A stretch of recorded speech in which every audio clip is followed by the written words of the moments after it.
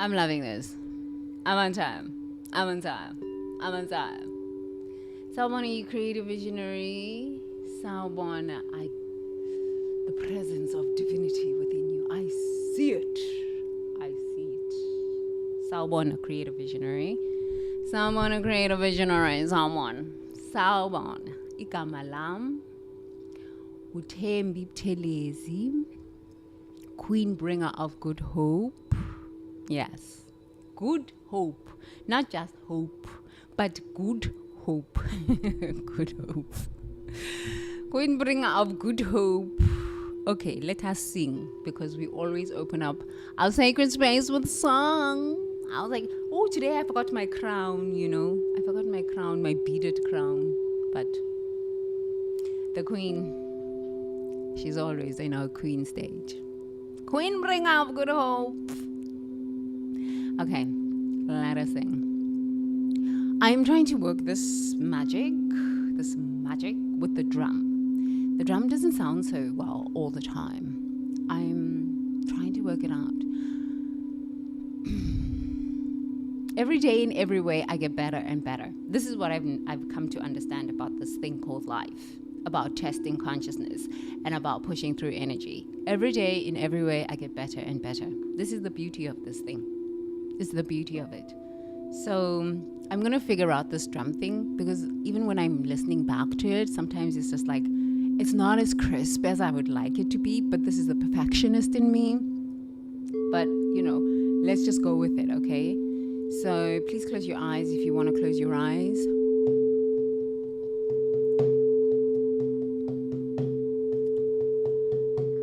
And take a deep breath in through the nose.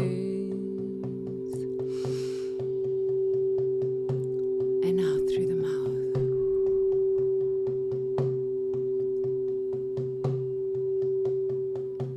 In through the nose. And out through the mouth with a big sigh.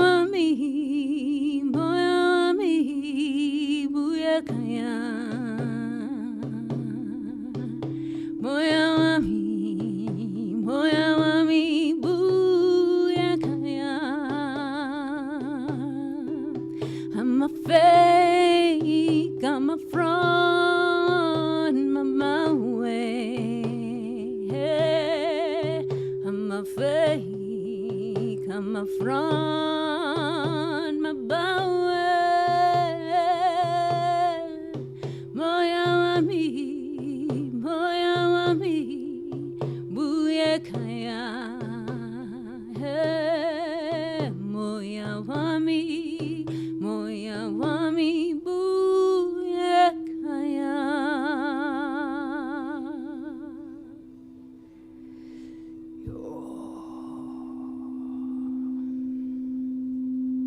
Yes. Taking a deep breath in through the nose and out through the mouth.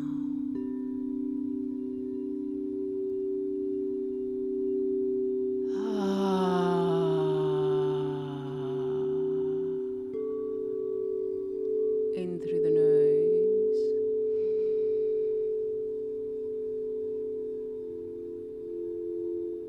and out through the mouth.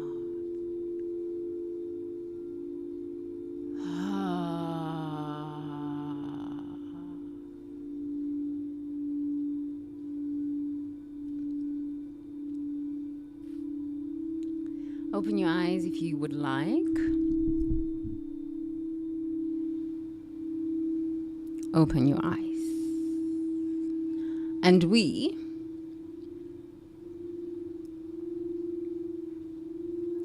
shall do our reading. We shall engage and participate in the evolution of our consciousness through reading. Okay, let's do this. So today is day 43. Day 43. 4 plus 3, 7. Chapter 7. The divine instructions you're desperately avoiding. Financial instruction. The money mentor resistance.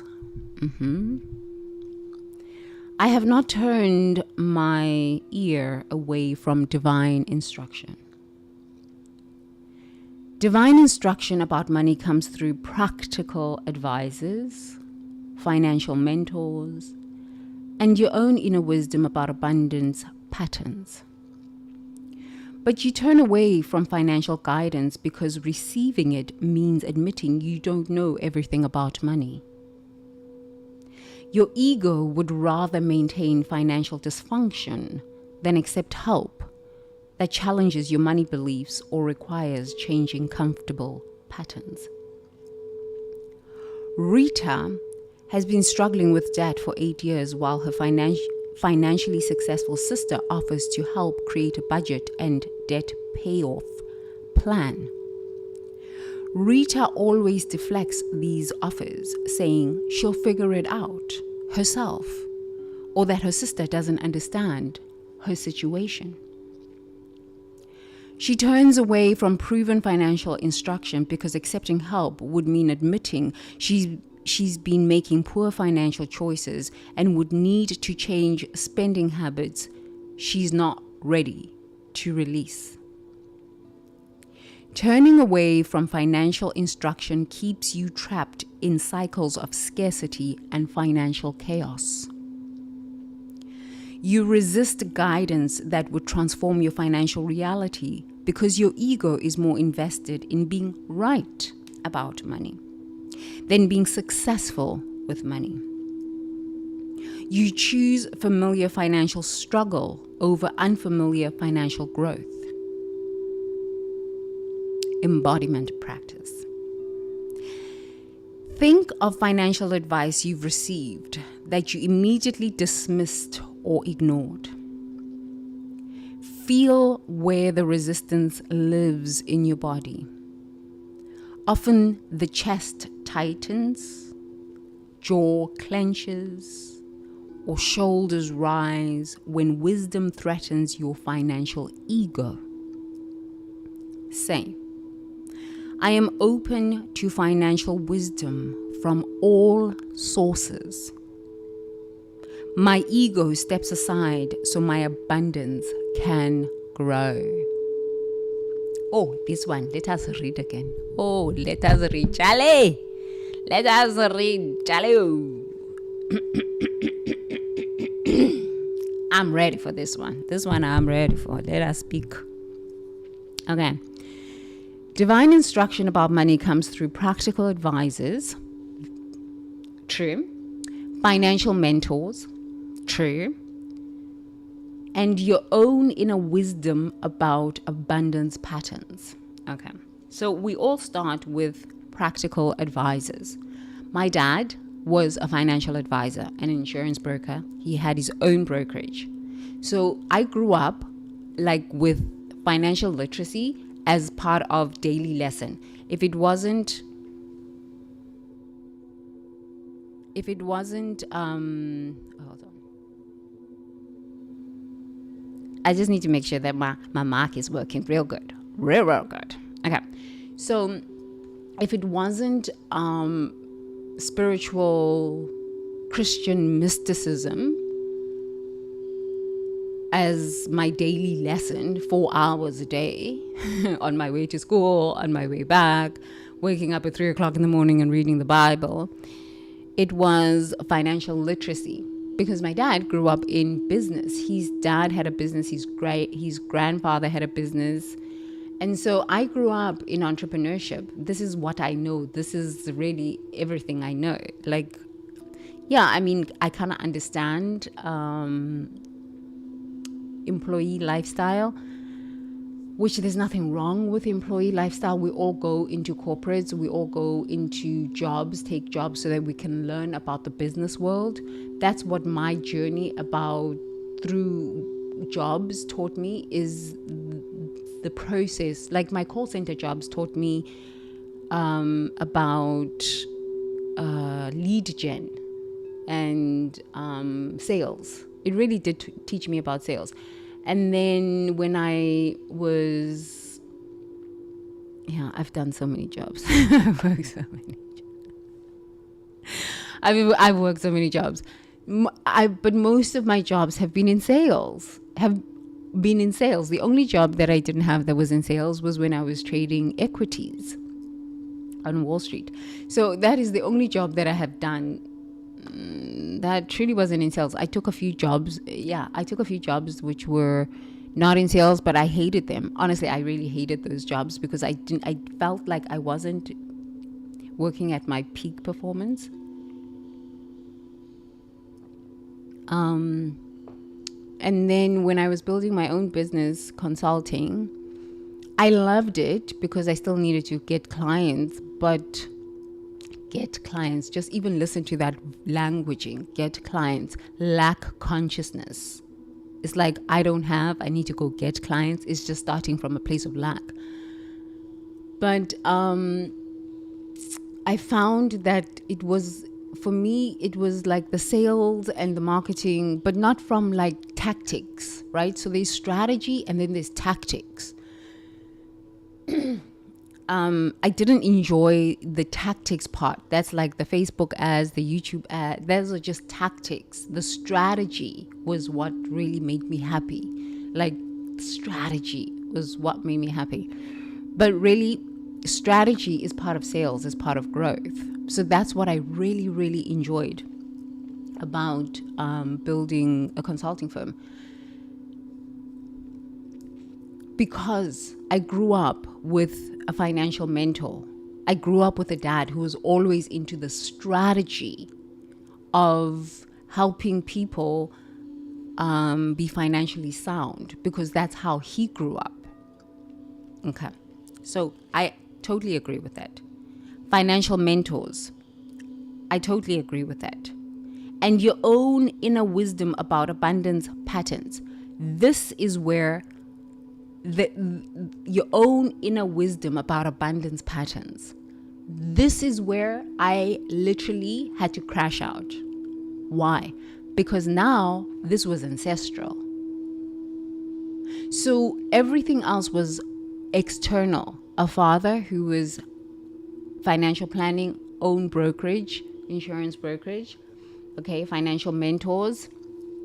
I listened to a lot of them. I read a lot of books, Warren Buffett's books. a lot of trading books because I was deep into the psychology of trading. I read a book, The Way of the Warrior Trader. I read so many books, but I read a lot of technical analysis books on trading stocks, and I read a lot of books on managing money and debt and all of this. But most of the time, I was interested in the psychology of it. What makes me do what I do? What makes humans do what they do?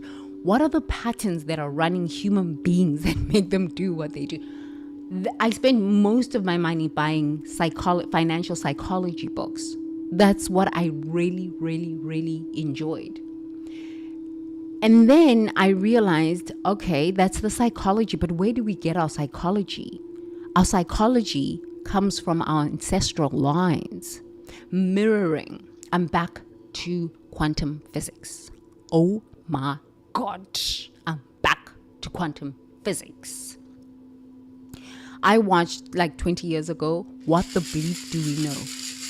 What the Bleep Do We Know? It was like a documentary where they were interviewing all of these neuroscience. I think there was some neuroscientists, but quantum physicists, and I think there were some doctors there, but all of these people, okay? And I was sitting there in my house, and I was just like watching this. If you haven't watched What the Bleep Do You Know, please go watch it. I was sitting there and I was like, damn, this is some stuff that my dad used to talk about. This is some stuff that my dad's friends used to talk about. But they used to talk about it from the Zulu perspective. The Zulu perspective, which it was so beautiful 20 years ago. I'm powerful. So you can imagine, 20 years ago, I was 24. Exploring quantum physics while taking psychology classes. Exploring quantum physics. That was my initiation into quantum physics, was that movie, What the Bleep Do We Know? But it was beautiful to understand that from the Western perspective, because I had that training from the Zulu perspective, from the African perspective. So as a Zulu woman, I am a child of the stars.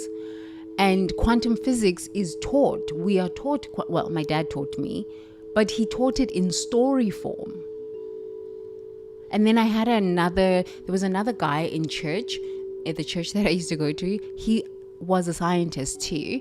And I used to go to him for science lessons on like twice a month, and tutoring on Saturday. And I would have these deep conversations about the universe, about stars and science. I mean, growing up in Soweto during apartheid was quite something, but I still had access to really great minds. So the reason I'm sharing this with you is that, yes, you can have teachers on the outside. This is good. Like all of the financial literacy people, all of the, financial literacy, financial advisors, financial coaches. This is good, but it's still on the outside. It's like tactics. Do this and you will get this. Do this and then you will get this. Okay? That's presupposing that life and the markets and life, which is the markets, because the markets are breathing entities, is always going to be the same, and it's going to continue. Okay, that is presupposing that there's not going to be any COVID or disasters that shut down economies for a period of time, right? So when we are studying these pay off your debt like this, do this, do that, do this, do that, and invest in Bitcoin, invest in stock market, invest in this, you are going to get great results. Okay, presupposing that everything is going to be normal. COVID showed us that, change is, boom, just around the corner. Just around the corner. And if you do not understand what is truly running you, the patterns, the thought forms, the neurobiology, Your nervous system, if you do not understand what is running and you haven't spent time in investing in what is it? Not psychology. Investing in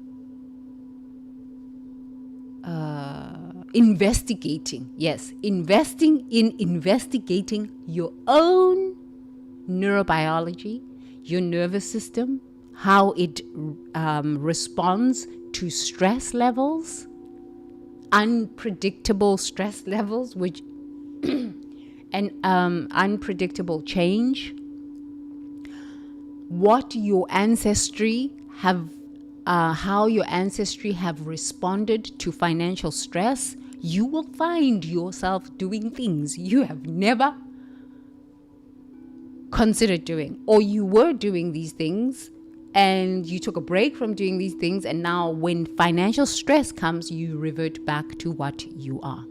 Who you are, there you find yourself. Where you go, there you find yourself. You can leave one country and go to the next country. Who you are, there you are. Where you go, there you are. You will find yourself doing all sorts of things. You will, oh my goodness. You will end up in prison. You will be involved in cryptocurrency scams. You will be involved in gold romance scams. You will find yourself, oh my goodness, human beings at graveyards, because you don't know who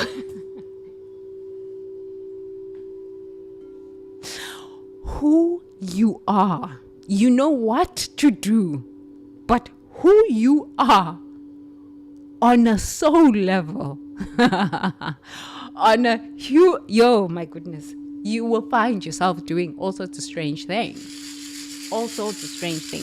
I've always been so in love with investigating who I am on a soul level, but also on an ancestral level. Because of growing up in a family that was entrepreneurial, because of growing up in a family that had an empire and then crash empire. I was like fascinated by the stuff. I said, on a soul level, as a soul, why would I choose to incarnate into a family that is so powerful, that is so wealthy, and then things happen and then it's just they lose everything? What is going on here on a soul level? Why did I choose this change? Because as a soul, I understood inherently that I could handle change, because I've done this thing called life many, many lifetimes. Many lifetimes. So it's like, I can handle change. Change is my thing. And I won't spin out of control where I'm involved in things that I should not be involved in, because I'm mature enough as a soul. So as we journey through life, honestly, as we journey through life, it is imperative that you do, yes, take advice or explore advice from financial advisors, from, financial planners, money mentors. But the most important investigation is thyself. What did my mother think about money? What did my father think about money? What did my grandparents think about money? What did my great-grandparents think about money? How did they handle change? How did they handle financial pressure? This informs you more than any financial advisor can inform you. Because we are in a state of change. Change is constant. And this is all you can trust, change. And if you cannot handle change and you spin out financially, it can have some devastating consequences.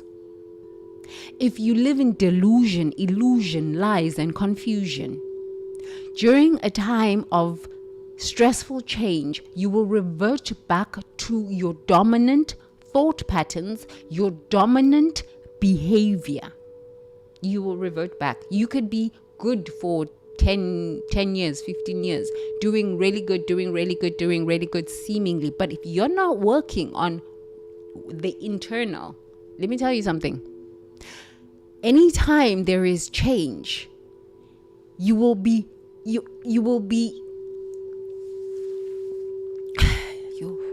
in so much fear because you don't know what to do, because you haven't worked on yourself. What does that mean? Examine the patterns in your ancestral line. What did my father think?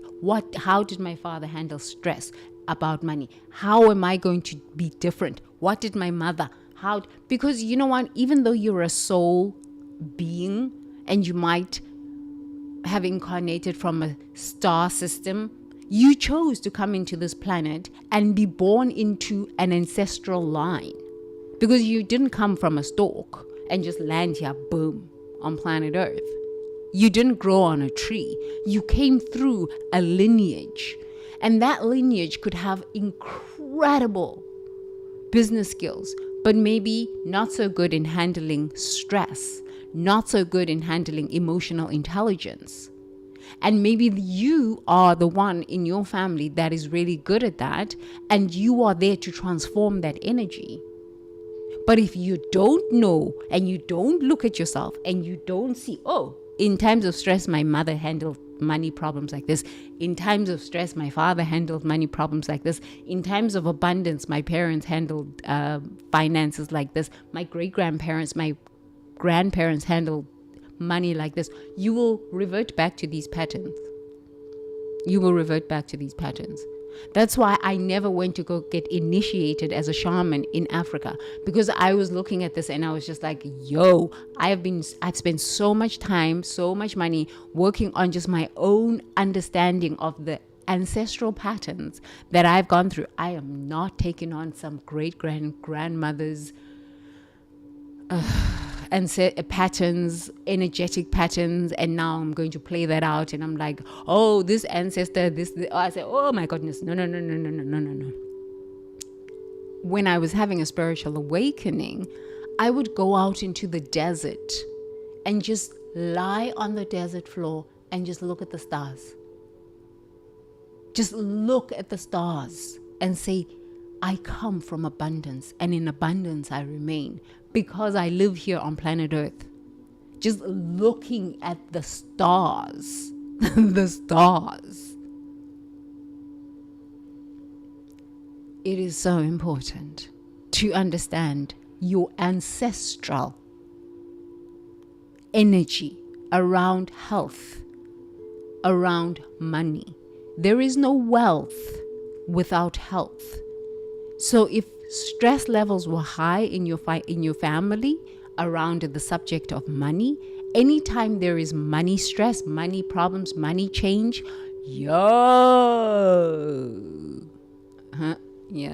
I'm just saying. Okay, that's my sharing for the time.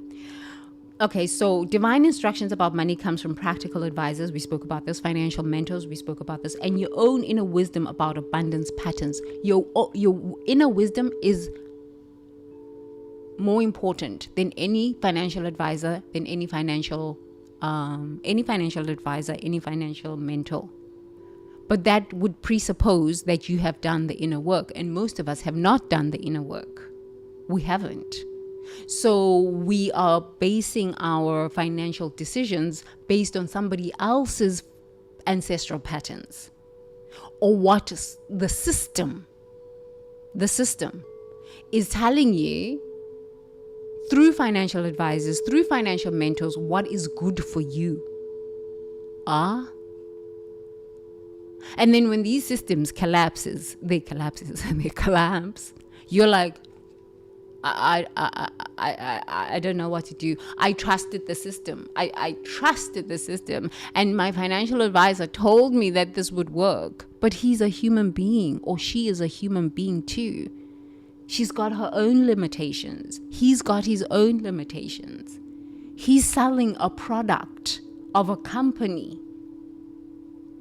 So yes, he can give you advice. Yes, they can give you advice. But that advice is filtered through their own perspective. That advice is filtered through their own fear. That advice is filtered through their own ancestral patterns. You have no idea what their grandparents were doing, what their great-grandparents were doing, and if they have money anxiety themselves, oh my goodness. On top of that, it is top down from whom? Who is this system? Annihilation consciousness? Who is this system that is selling all of these financial products? I'm not saying that they're good nor they're bad, but who is this system? If these systems start collapsing, all of these systems start collapsing, and they collapse the stock market to prop up crypto, or crypto is unstable and the stock market is rallying, you're now damn confused because you don't even know who's running the system. You don't know who's running the system, do you? I don't. Do you know? The stock market, the New York stock market, they say it's the SEC. Okay, who is the SEC? It's just a bunch of people who also have their own ancestral wounding around money, and you have oh God, you have no idea. But when you start zooming out and zooming out and zooming out, you start to realize that it's kind of like we're in a simulation and it's a bad joke.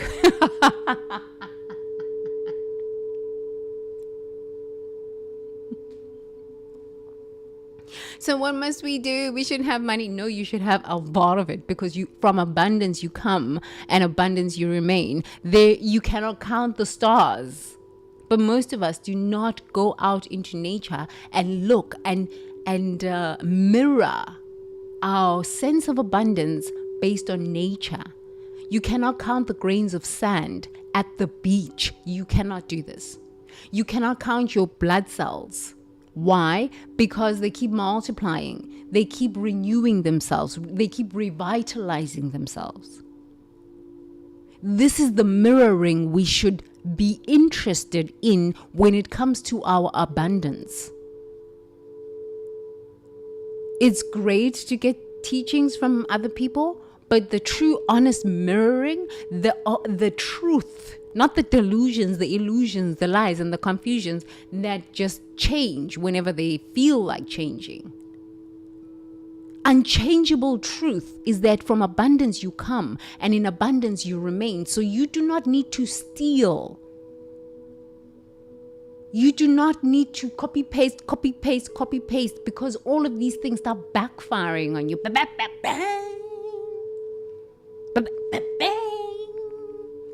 And you don't have the inner strength to be able to handle it. This is why people are around money. People always, I don't know why this is, financially confused and weak.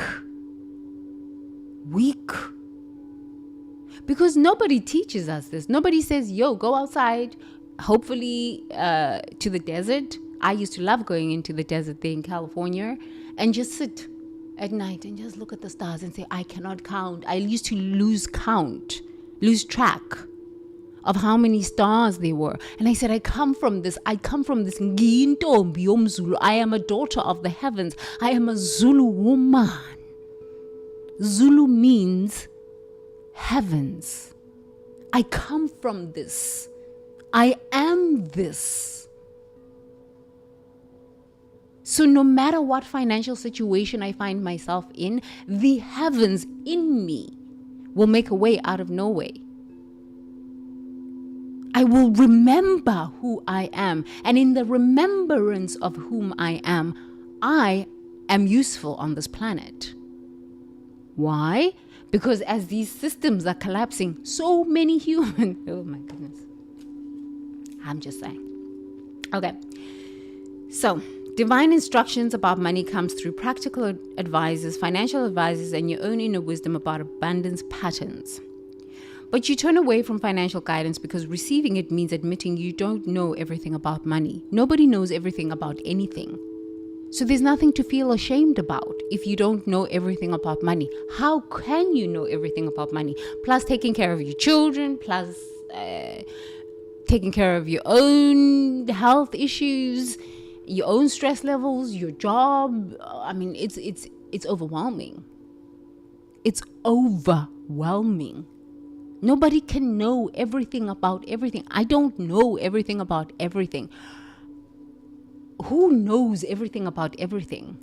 No one. So it's okay to just say, you know what, I'm struggling in this area of my life. I'm like, I don't know. Let me go learn. I am on a learning experience now. I'm going back to quantum physics, and now I'm going to really get focused on quantum physics. I've always loved quantum physics because the Zulus were always into quantum physics, but we taught quantum physics from, well, my dad taught me this, from a more spiritual and storytelling perspective. My dad was always into this. My dad's friends were always into this. One of my dad's friends, let me share with you, he didn't even know when he was born. He didn't have a birth certificate. Like, honestly, this man was like one of the wealthiest men in Soweto during apartheid. Like, the wealthiest man. And he was so simple.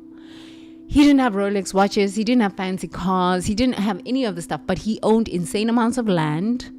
He owned cows. And he ran businesses in Soweto. And he was so smart. Like, this man was so smart. He didn't even go to school. He didn't even know how to count. Okay? He didn't know how to count. I would be the one, because I was going to private school. My dad would sell him insurance. So he was like my dad's kind of bestie. So my dad would pick me up from school, and we would stop at his businesses, one of his business. And because he didn't know how to count, and he understood, well, he knew how to count, but he didn't know how to do all of this calculator stuff and all of this fancy stuff. But he knew how much money he needed to get. So he had people that worked for him and accountants. But sometimes he didn't trust his accountants and the people that worked for him. So I would be the one at like 8 years old, 9 years old, 10 years old. I'd be the one that was counting. And so he used to sell vegetables at wholesale. And so when I would arrive at his store, my dad would go and sit with him, and they would talk about insurance. And my dad would sell him insurance to protect his farms and his cows and his wives and his children, and talk to him about business growth. So he was a very, very successful man, and had my dad as his advisor, financial advisor. Great. And I was like the learning consulting at like 8, 9, 10, 11, 12, 13 before I went to boarding school. And I would be there, go to the store, ask the people who worked for him, how many cabbages did you buy? Because they used to sell wholesale. How many potatoes, how many tomatoes, how many cucumbers? And then they would tell me, oh, in this box, there's 200 potatoes or pumpkins. And I'd say, okay, so how much per box? How much are you selling it per box? And then how much per each pumpkin? And I would have to break this all down, and then I would have to count all of this, the boxes on a wholesale level. And then I would go and count the money. So every time we went to go visit my dad's friend, I'd be there 3-4 hours counting boxes of potatoes, boxes of pumpkins, boxes of tomatoes, and then would go to the office and start counting the money with a calculator, because my dad's friend never knew how to use a calculator, but he was one of the richest people. And he had a hella smart man, another Zulu smart man, who was his financial advisor. But he inherently knew how to work business. He just used to say, oh, meaning the ancestors tell me how to run this business. Because his father was a business owner in Zululand. Okay? And if you're American, you're like, wow, I don't even know. Research the Zulus. Grow a bit in your geography. Research Zulu Nation. They are one of the strongest, the most genius tribes in Africa. Okay, so this is why I'm telling you about this, because sometimes Americans just live in their little cocoon. And okay, South Africans too. Research other tribes, the Mayan tribes. Okay, anyway, I digress. Okay, but you turn away from financial guidance because receiving it means admitting you don't know everything about money. Nobody knows everything about money. The reason I was telling you about this man who didn't have any education knew that he didn't know everything about money, so he hired another Zulu man who was his financial advisor, and I was the consultant figuring out this money thing for him, and then I would give him the all of his statements, and he was like, oh, okay, Mabtelezi, I'm really proud your dad is paying for you to go to private school. It's actually good that he paid for you because now you're useful to me. And then he would give me money. So I started making money at a very young age as a consultant to business owners, like hella wealthy business owners, hella wealthy ones. How I started hanging out with trash, I don't know. Okay. Your ego would rather maintain financial dysfunction than accept help that challenges your money beliefs or requires challenging comfortable patterns. We all have comfortable patterns with money. We all have. And if you do not challenge those, you will find yourself spiraling. Even that is good, because you can start again and say, when I start again, as I am starting again, I refuse to be around this. I refuse.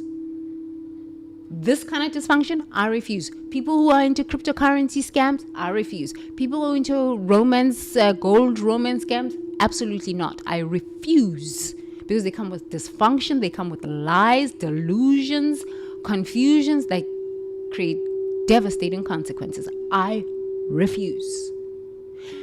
The reason I'm sharing this vignette and the story, it's probably not told in the best way. It's okay. I'm just going through the learning, the book, so that we can get to what our mindfulness mentoring session. The reason I'm sharing these things with you is that when you have had a financial setback, you start to doubt yourself, because I've seen it within myself.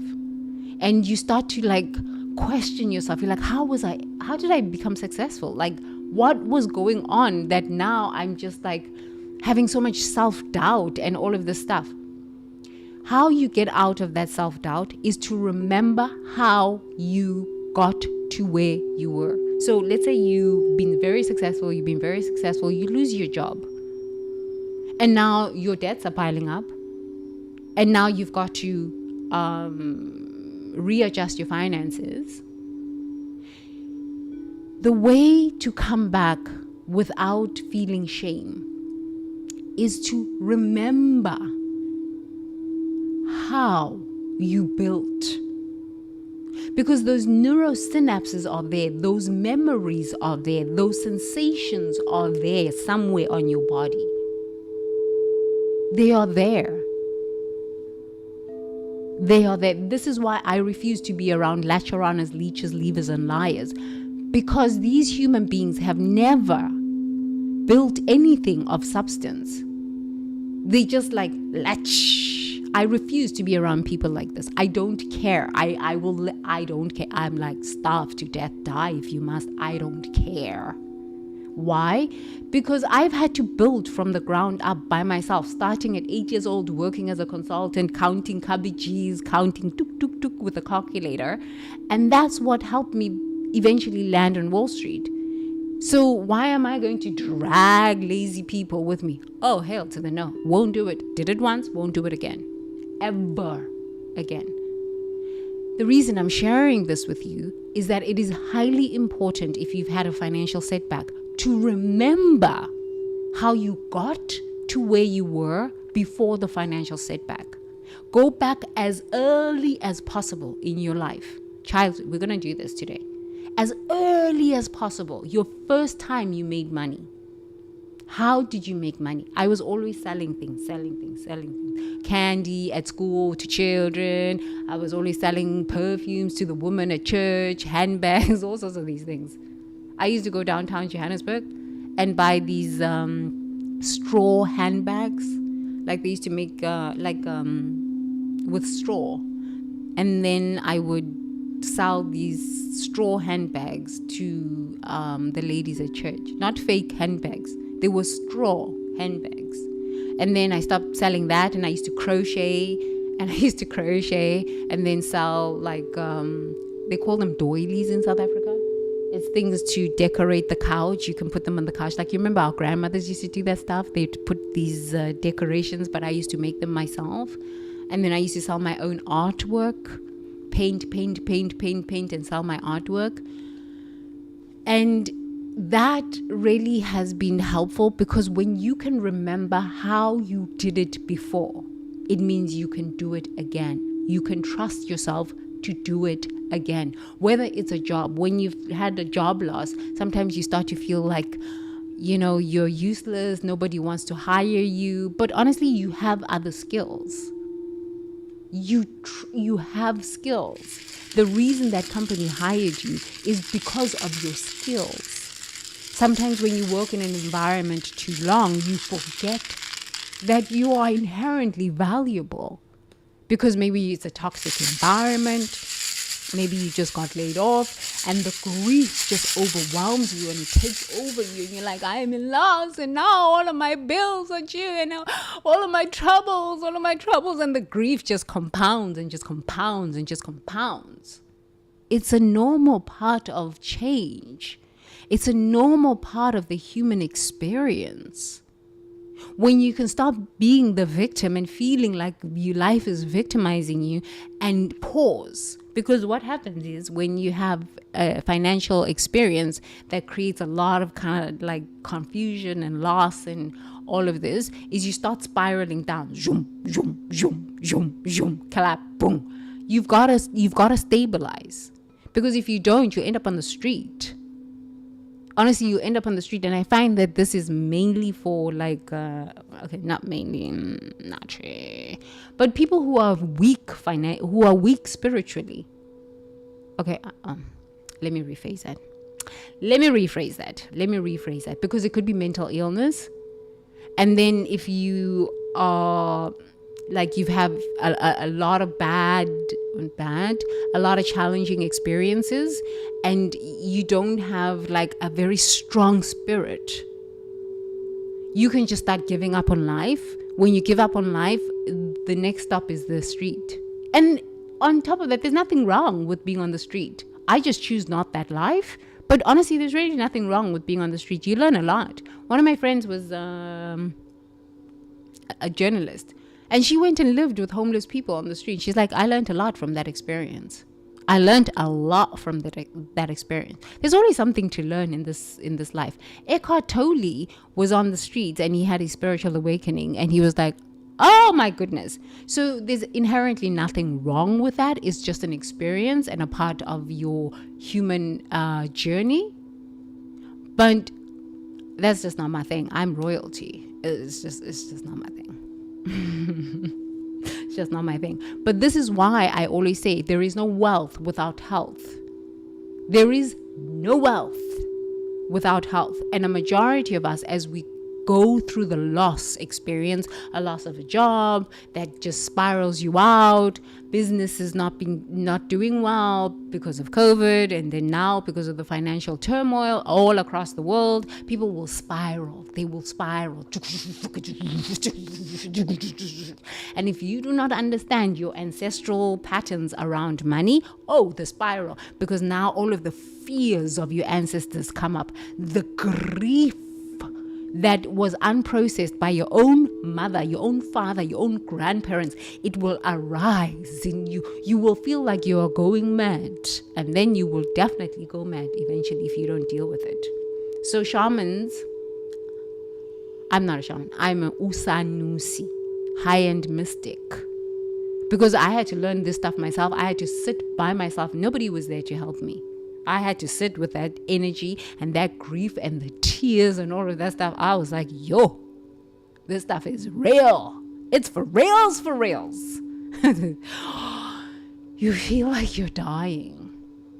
But the reason I can share these vignettes with such enthusiasm and with such confidence and tell you how to get out of these sorts of things or how to stabilize yourself fast is because I had to do that for myself. I had to walk the path myself. It's quite something. But it's fun to go through it. Because once you stabilize and you start building and you're on the other side, you're like, whoa, that was an experience. What a story. What a story. Okay, so let's read. Rita has been struggling with debt for 8 years while her financially successful sister offers to help create a budget and debt payoff plan. Rita always deflects those offers, saying she'll figure it out herself, or that her sister doesn't understand her situation. She turns away from proven financial instruction because accepting help would mean admitting she's making poor financial choices and would need to change spending habits she's not ready to release. Sometimes we're just not ready to release these habits. We need to have a complete breakdown. I chose my breakdown because, number one, my ancestors came to me during COVID and they were like, "Go, you need to hurry this thing up because what's coming is going to be your damn blessing. It's what's coming is going to be your blasting. It's going to be your inheritance." My dad left me inheritance that nobody can touch because I am going to navigate this collapse with such ease and such grace and with such strength. And now that I've seen what humans are capable of and that your own family will steal everything from you and try to kill you on top of that while they're involved in cryptocurrency scams and gold Roman scams, I want nothing to do with this. So I want no money from them. And I will not take on people's dramas. I will watch as countries collapse and I'll be like, what a story. What a story. No. Your inheritance, sometimes from your ancestors, is wisdom. The highest form of inheritance is wisdom. Because your ancestors can leave you money. Your father can die and leave you money. Your father can die and leave you, your mother can die and leave you a house and all sorts of this stuff. But if there are siblings, there's going to be wars. Will wars. No, I want the house. No, I want all of the bonds and the stocks. No, I want the Rolex watches and I want this and I want the business. There will be wars. My dad left me a Mont Blanc pen and wisdom. He said, "Tembi, I don't have a lot of money to leave you, my daughter." This was 2017. He gave me a Mont Blanc, 2018. He gave me a Mont Blanc pen and he said, "Write your truth. Remember the wisdom I taught you. They are going to kill me. And when they do kill me, don't worry. I will be there with you. I will walk with you. I will share what is happening from the other side. This is your inheritance. This is your inheritance." I walk with confidence. I am still. And I know that whatever happens, my ancestors are before me. They see in realms that I cannot see. And they will guide me. And so, how can I not be confident? Why would I shrink? No, my ancestors don't go to hell because we don't understand hell. We have transcended death. We are immortal because we are children of the Zulus. We are immortal. But you too. You can change your consciousness. You can change this idea. Yesterday I was with someone and I just understood that in Africa, we live in so much fear of going to hell because of Christian colonization. So much fear of going to hell. I said, "Well, my goodness, I've transcended that." I just couldn't understand it. I was like, wow, this thing is so deep. It holds you in it. I said, "Well," but in America, it's the same thing with going to hell. A lot of cultures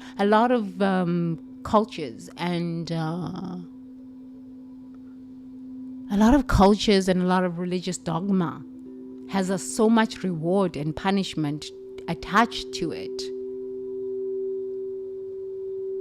And we are so caged and colonized by these beliefs. Even the white folk are even caged and colonized by these beliefs too. And these beliefs also include money. It's not just religion, because religion is highly tied to money. Health is highly tied to money and religion. And oh my goodness, it's a lot. Okay. Some people are just not ready. Sometimes you're not ready to release the patterns. It's okay. Examine why are you not ready to release the patterns. Nobody has a right to come and tell you, this is how you should do it. This is how you should do it. This is how, because who are you? Who are you to come and tell me, except if I come and ask you myself and say, please can you guide me? Please can you help me? And I'm willing to pay you for this. Who are you to come and tell me how to live, how to do, how to work it out? Because you don't know what lifetime I am functioning from. You don't know what ancestral contracts I have made that I need to break so that I can fulfill my life's purpose.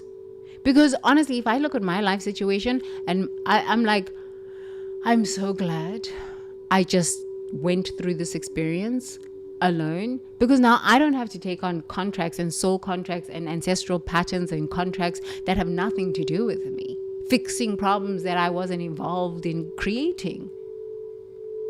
I don't have to be involved in this. I don't have to. It's like, wait, it's not my story, not my problem.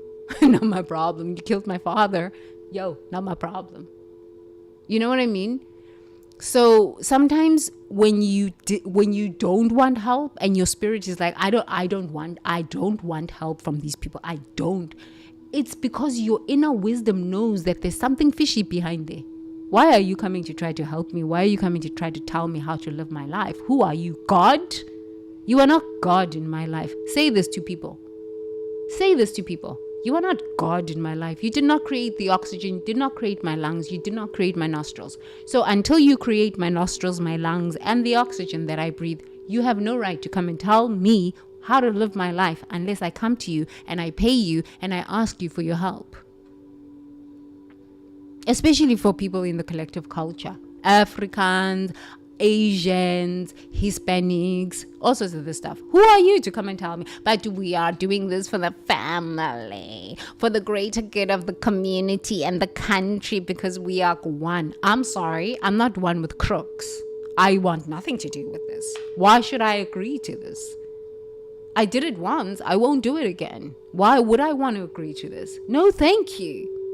I will trust that the God that created me, that created the oxygen I breathe, the nostrils that I breathe through, and the lungs in my body temple will guide me to the right place in the right way.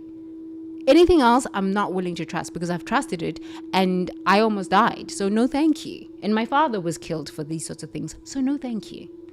Thank you, but no, thank you. So anybody coming to you wanting to tell you how to live your life, tell you how to run your money, tell you how to try to control you. I mean, sometimes these people have some serious problems. They are on their way to prison and they want to drag you into their mess with, oh my goodness, oh. I would rather go teach English than be dragged into prison for things I wasn't there for. No, thank you. No, no, thank you. Okay. So turning away from financial instruction keeps you trapped in cycles of scarcity and financial chaos. Sometimes you just gotta listen. You know, you just gotta listen. I'm climbing again, and I'm now. What did I do yesterday? Yesterday, I started with my quantum physics, because I've always loved quantum physics. So I started going back to quantum physics because I speak these things. God does not die. Energy cannot be created nor destroyed. This is quantum physics. But I was like, okay, let's look at it from an abundance perspective. From abundance I come, and in abundance I remain. This is a truth.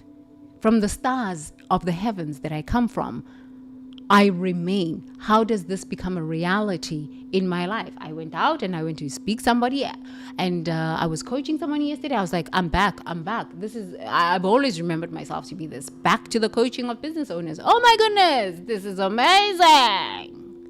because I remembered how I made money before when I was 8 years old, consulting for one of the richest men in Soweto. Okay? So sometimes you just gotta listen to your spirit. And then move from your inner knowing.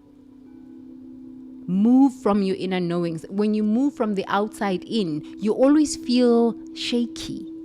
Because it's not truth that you know for yourself. For reals. It's like it's somebody else's truth.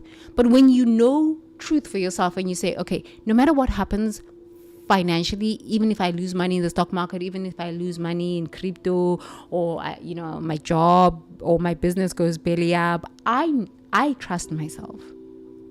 And from that place of trusting, I can then listen to what a financial advisor is saying, listen to what a stock market advisor is saying, and then be able to weigh what works for me and what does not work for me.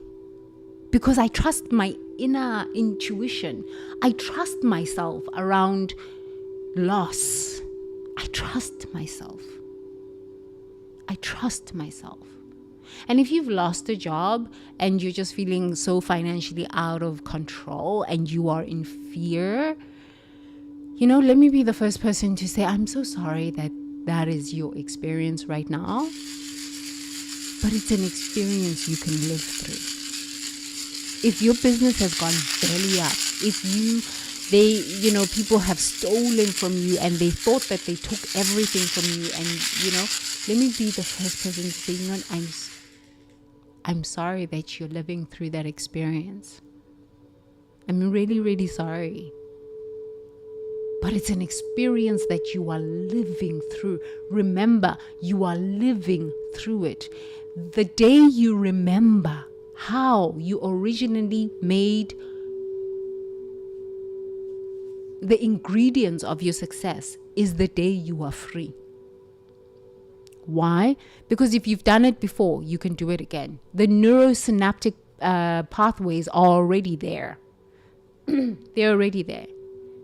It's just a matter of reactivating them. It's a matter of trusting that as you reactivate them, the confidence will come back. It's a matter of putting yourself in a position where you are now trying something new based on the confidence you have of your previous successes.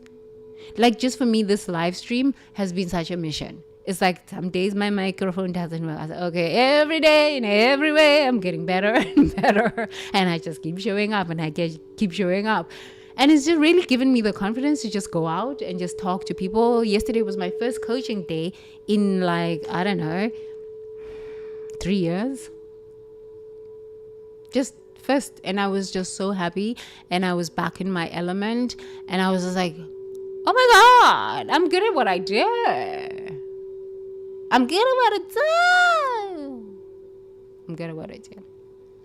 Okay.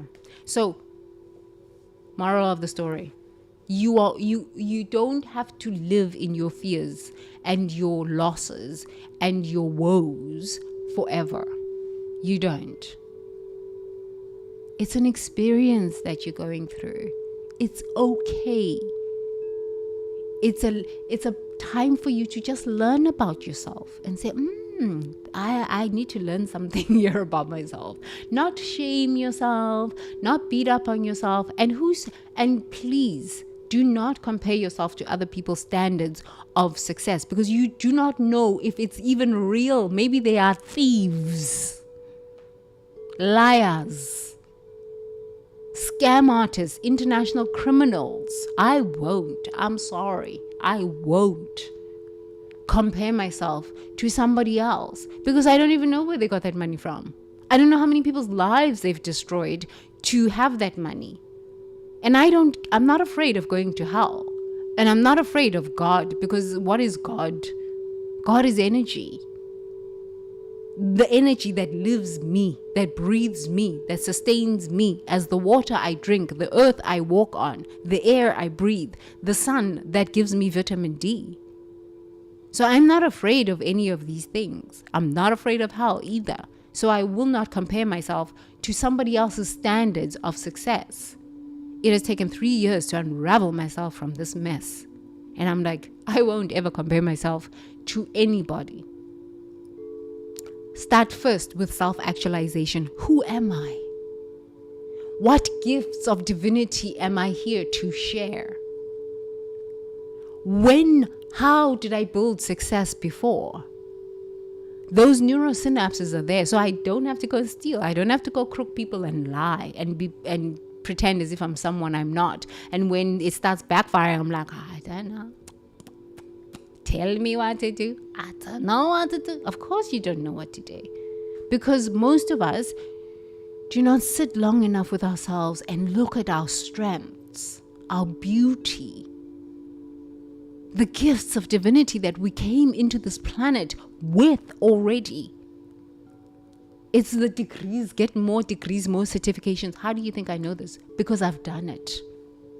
Recently, I was just remembering that I had a corporate wellness certificate. I was like, I forgot about that. I had financial literacy certificate. I forgot about that. Because I was deep in what? The ancestral understanding of the energy of money and stress. So I forgot about all of these certificates and all of these things. And I was like, wow, I forgot that I had these things and I was teaching these things.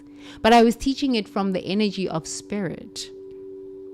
So I digress. Let's move along quickly. Okay. Don't allow people to tell you. Unless you are ready and you have your intuition and you're like strong, don't allow people to tell you how you should live. Because you don't know what they are doing to get that money. You don't know. Oh my goodness. Okay. Turning away from financial instruction keeps you trapped in cycles of scarcity and financial chaos. It could be, depending on where you're getting your information. You resist guidance that could transform your financial reality because your ego is more invested in being right about money than being successful with the money. Listen to that. Successful with money. With money. So here I am, I'm sharing with you that maybe your financial problems are ancestral. And you're like, yeah, I don't believe in that stuff. I don't believe in that stuff. God does not die. Energy cannot be created nor destroyed. It continues. So your ancestors are your great-grandmothers, your great-grandfathers who have not died. And if they were thieves and crooks and all sorts of these things, and they hung themselves in some cells somewhere, and they were arrested for white-collar crimes and all sorts of these things, these energies live inside of you. So when you have financial problems, you'll find yourself being a thief yourself, and you're like, well, where did these things come from? You haven't broken the ancestral patterns of thievery and lying and all sorts of these things. You haven't broken these. You need to look at these things. And so you might be like, yeah, Tembi, but that's like, how am I supposed to look at these things? You need to work on this. Nobody's going to work on it for you. Maybe your ancestors live in a lot of limitation and a lot of lack consciousness. And as I'm speaking this, it's just stabbing you energetically. You're like, but like, why are you attacking my ancestors? But it's the truth. You were just playing out the ancestral patterns. You're just playing out the ancestral patterns. And you're just unaware. And it's okay. It's not a big deal. Nobody knows everything. That's why they're shamans. That's why they're financial advisors. That's why they are doctors. That's why they are construction workers, architects. You know, we all have a different gift to offer humanity so that the whole can be beautiful. It's okay. It's not a big deal. It's okay. It's not a big deal. Love yourself through it. Okay, so you choose familiar financial struggle over unfamiliar financial growth because growth requires admitting ignorance and changing behavior. Honestly, when I was sitting in the jungle and having my spiritual awakening and my shamanic initiation and grief, I was like, I know nothing. I'm real dumb when it comes to grief. Honestly, I know nothing. Because you know what? The grief of loss, of course, you grieve because you've lost, or you grieve because of a disappointment. You can read books on grief. No. When you go through grief, no. Grief is something else. It will cut you to the very core. Grief is something else. And then what I realized, that I was also going through ancestral grief, and I was going through anticipatory grief. I said,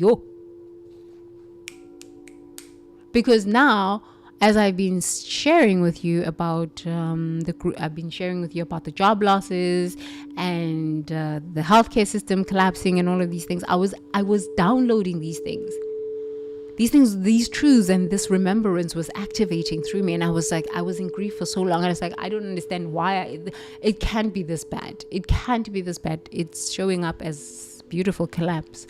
Beautiful collapse. Beautiful collapse. So even in your grief, let me tell you something. You were strong. But go through the grief experience. Read your books on griefs, but understand that the books on griefs, I mean, I can, maybe I should go through the grief, because that's my thing.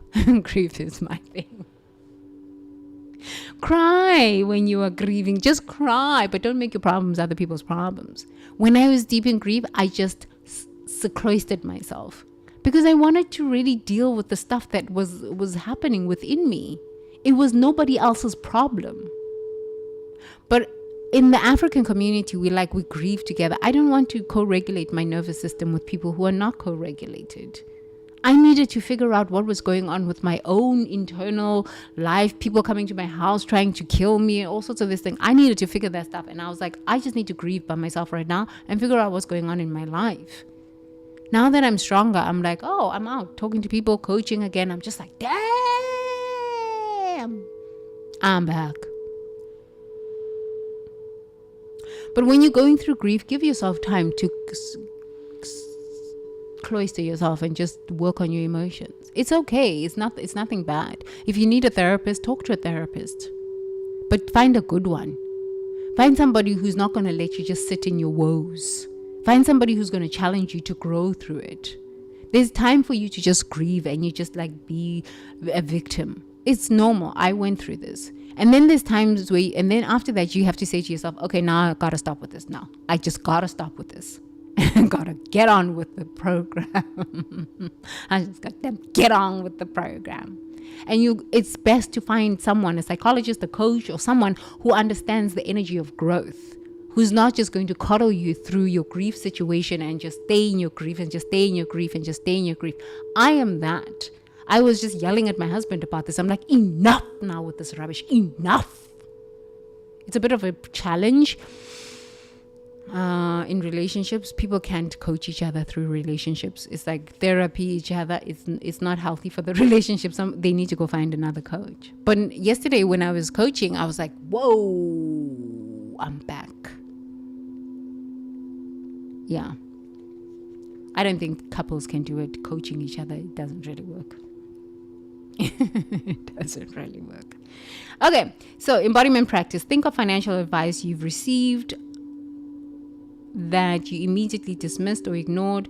Feel where the resistance lives in your body. Often chest tightens, jaws clench, or shoulders rise when wisdom threatens your financial ego. As we have been sharing this, how have you noticed patterns in your body? And then say to yourself, I am open to financial wisdom from all sources. My ego steps aside so my abundance can grow.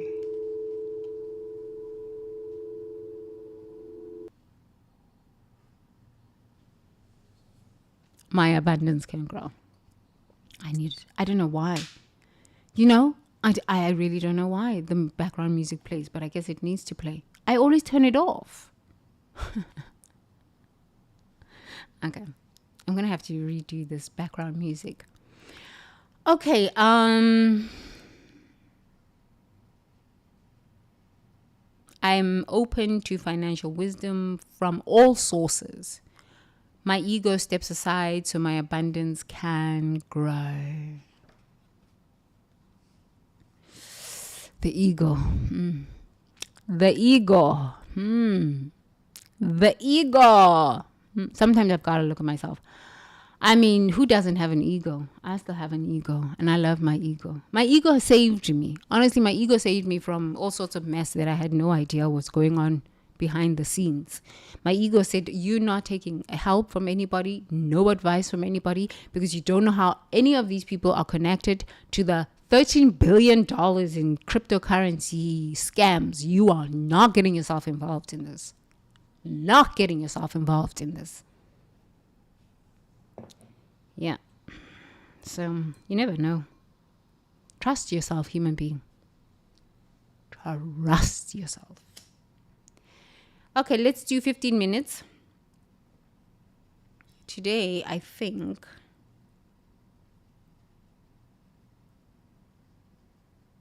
we'll talk about this money thing a lot, because money is a huge thing right now.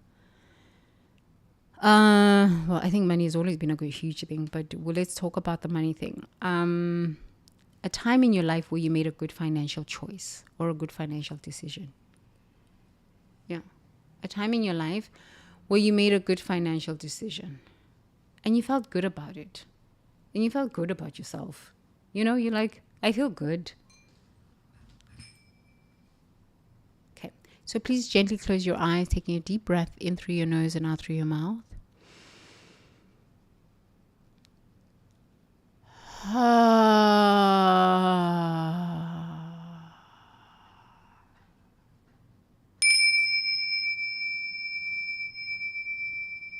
In through your nose and out through your mouth.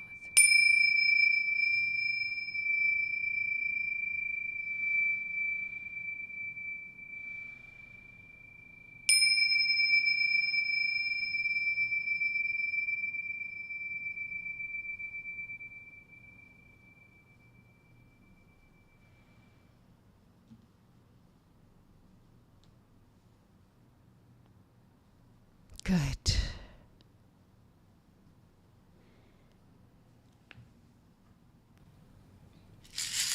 Okay.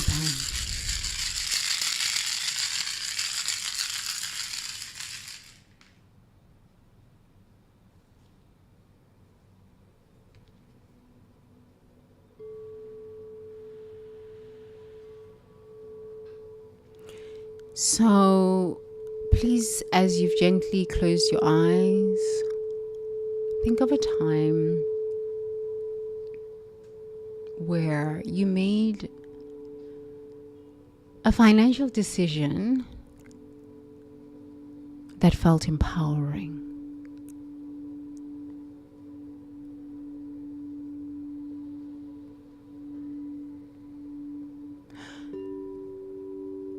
Maybe to other people, that financial choice, that financial decision didn't seem like an empowering decision. It didn't seem like you were making the right choice. Who cares what people think? Who cares? It's all in this moment about you. I want you to just focus on yourself. I want you to just focus on yourself. You made a financial choice. Some people might have thought it was a bad choice. It was your choice, and you were willing to deal with the consequences, good or bad. But it turned out to be an incredibly good choice.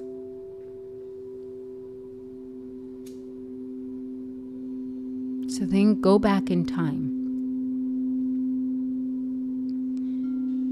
And if you're overwhelmed by money anxiety,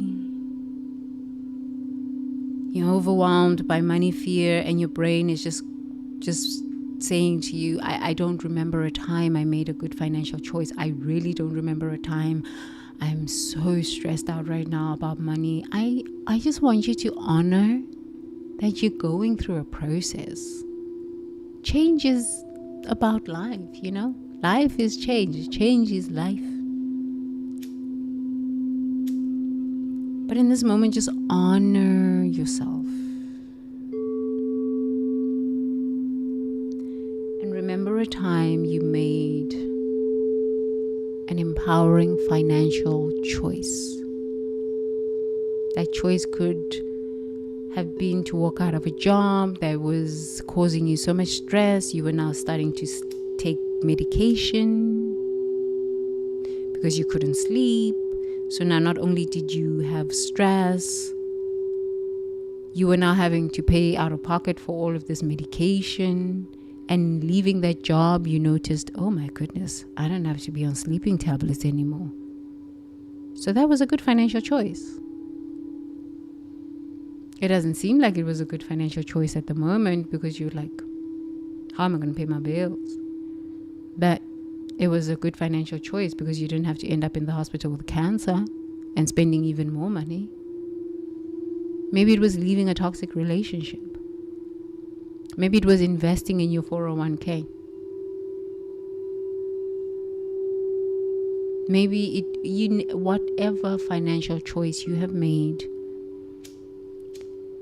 going back, whatever age. So tell me, I am age. I am with whom?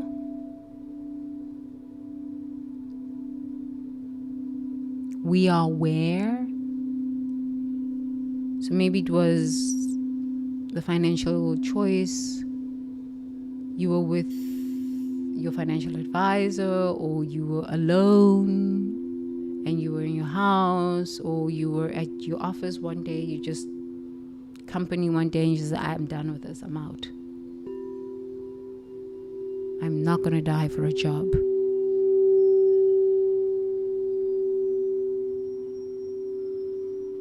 And I want you to go deep into that awareness and that memory and relive that memory. Remember, relive it. Remember what it felt like. The fear, the hesitation, the anxiety, maybe the excitement, maybe the sense of relief. Remember, be in that moment of making that financial decision, not knowing whether it was going to be the best, but you just trusted yourself and you're like, I gotta make this choice.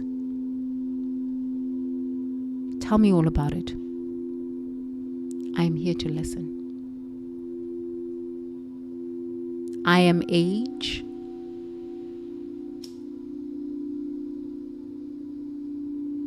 I am with whom?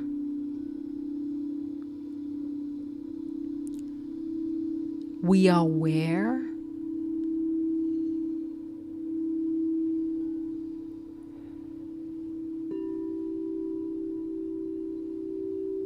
Please keep your eyes closed throughout this experience. Please keep your eyes closed. Tell me all about it.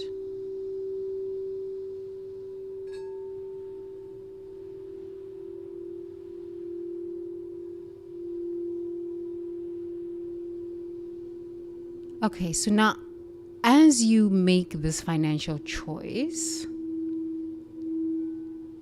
this intuitive financial choice, what happens? How does that intuitive financial choice lead to your success or seeming success? No matter what that success is defined by you.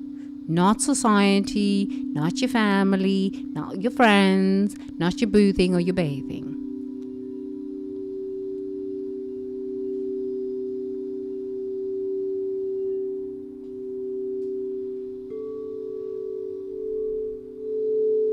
So if you cannot tap into that feeling of success, that wisdom of success, maybe you left a toxic relationship. And if you had stayed in that toxic relationship, you would have ended up with all sorts of health issues. And now you don't have any health issues. Or if you do have health issues, you are mitigating the full extent of what these health issues could have ended up being and how much money you could have spent. So that's a success. You got out of a toxic relationship. You got out of a toxic job. So share with me,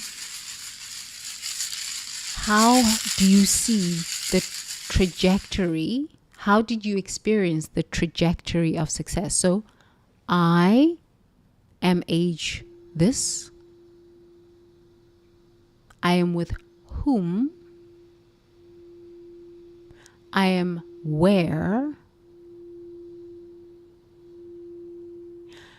As I make this decision, I feel.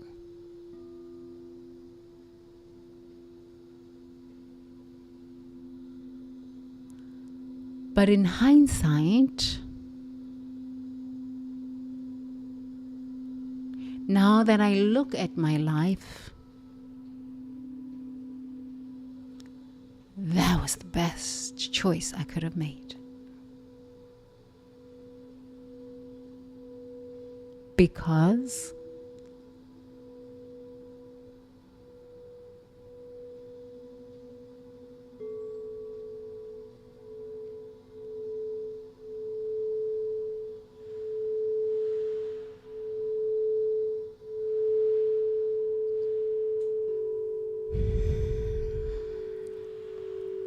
the universe is always supporting our evolution, our growth. Whenever we're making decisions, in the moment of the decision, it might not seem like it's the best decision. But in hindsight, it is for your evolution. In hindsight, when you look back, you're like, whoa, that was the best choice. Even if the solution, the story has not fully fleshed itself out, even if you're still in the midst of grief and loss from a choice that you made, the story is not done yet. You are not finished. The universe supports your evolutionary growth. Evolutionary growth. Because you are the face of love.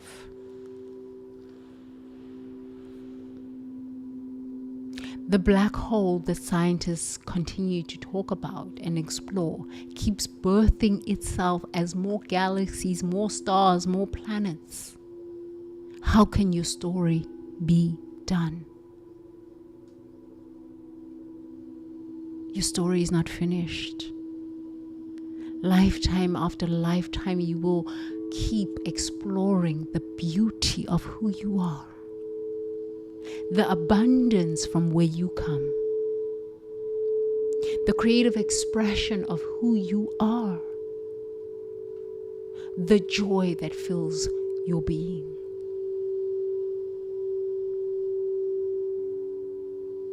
So in this moment, can you please share with me 3 pieces of wisdom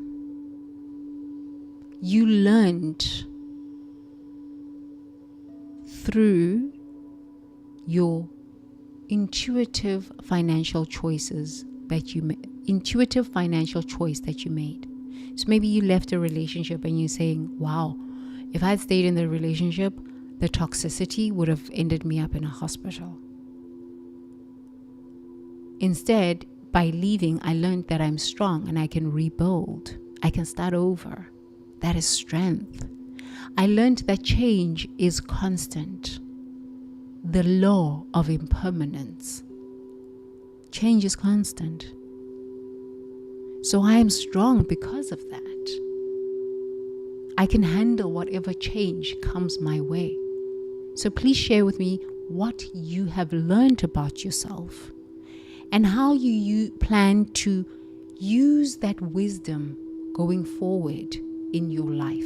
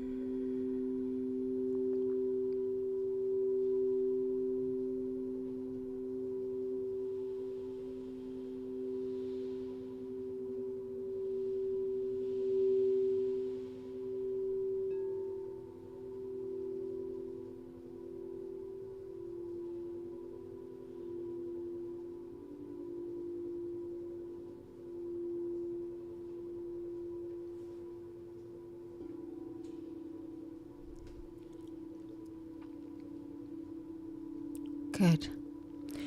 So please repeat after me. I honor myself. I love myself. I respect myself. I honor myself. I love myself. I respect myself.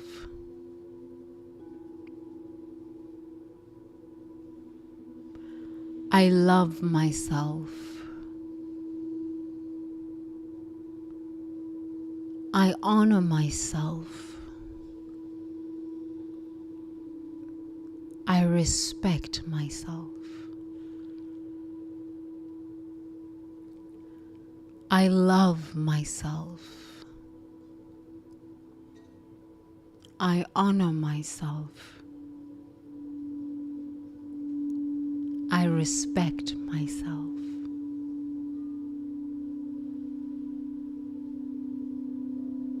Taking a deep breath in through the nose, out through the mouth, and let it out with a big sigh.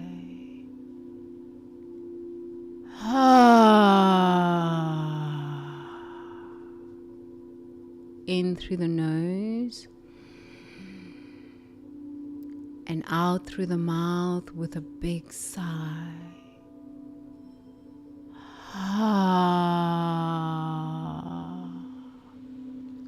Remind your nervous system through the sigh.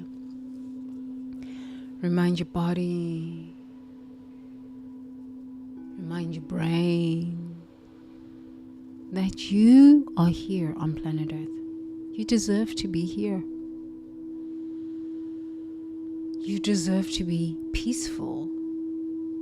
You deserve to trust yourself.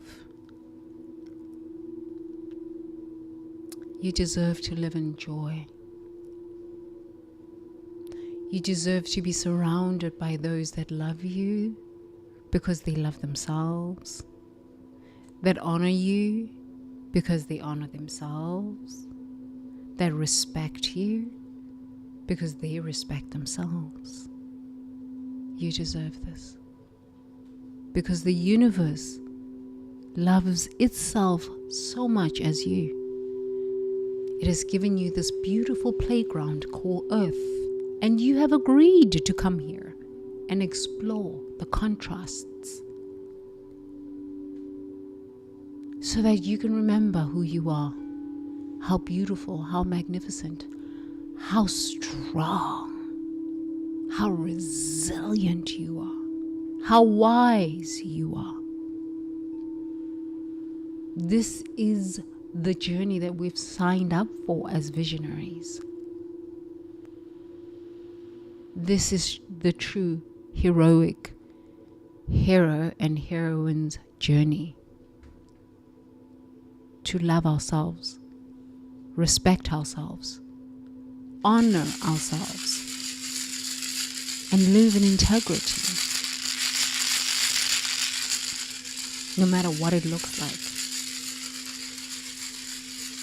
Because you are here to be an example of what abundance looks like, true authenticity looks like, feels like, speaks like, true inner self leadership. You are the example. I am the example. And together we light this world up with so much love that darkness fades and it has no place. We're doing this for ourselves because we deserve it, because we are willing to look within, clear out what no longer belongs, embody our wisdom, so that the future generation of leaders, lifetime after lifetime, which you are a future generation leader, because God does not die, you are the face of divinity.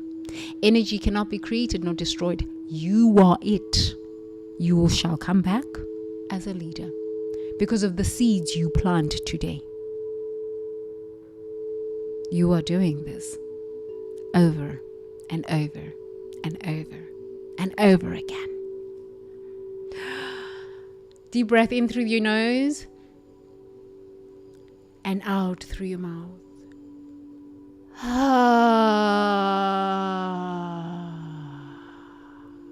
Me love you long time. Long time. Me love you long time. Long time. Me love you long time. Long time. Ngikuthanda kakhulu sithandwa sam. I'll see you in tomorrow's lesson. Tomorrow's live stream. Itamba Temple. Love you lots. Bye.